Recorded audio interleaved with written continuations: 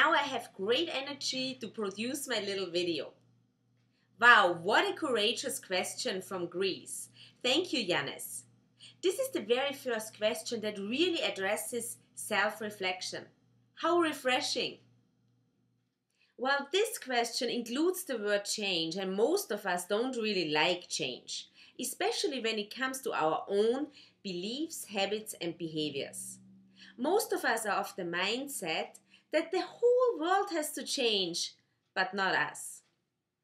I mentioned in the beginning that this is a courageous question, because in order for people to change something, they first have to admit that there may be a better and more effective way of doing things. Here's a different thought.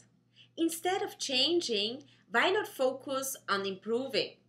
From my own experience, I know that it is easier to think about improving something instead of changing it. Who wouldn't want to get better? Start with what you have and go from there. There is no doubt that we all have our faults, flaws. But increasing the awareness that you should look at yourself first before you set high expectations for others is already an important step in the right direction. It is critical not to think that there is something wrong with you, because it isn't true. I believe most managers want to do the best for their company. They do what they can with what they know. Unfortunately, many people seem to have the belief that they reached a certain position because their current behavior served them well in the process. While this may be true, you will only get so far, and these kind of thoughts may actually limit you to get to the next level. Let me paint a picture for you. Imagine yourself sitting in a helicopter, looking down at your own life from a bird's eye perspective. What do you see? Do you see a balanced leader who is able to handle stressful situations in a calm manner?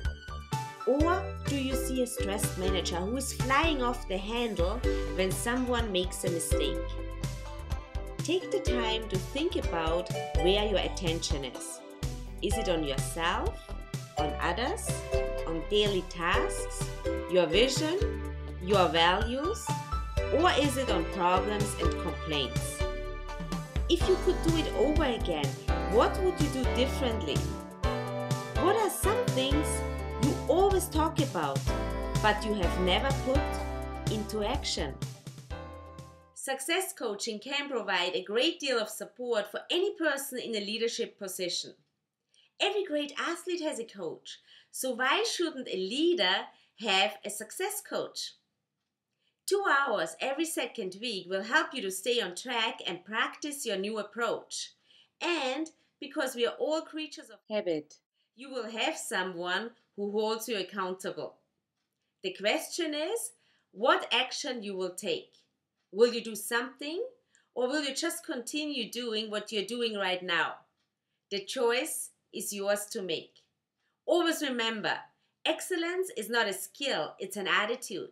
And I will see you next week again. Until then, be the best you can be.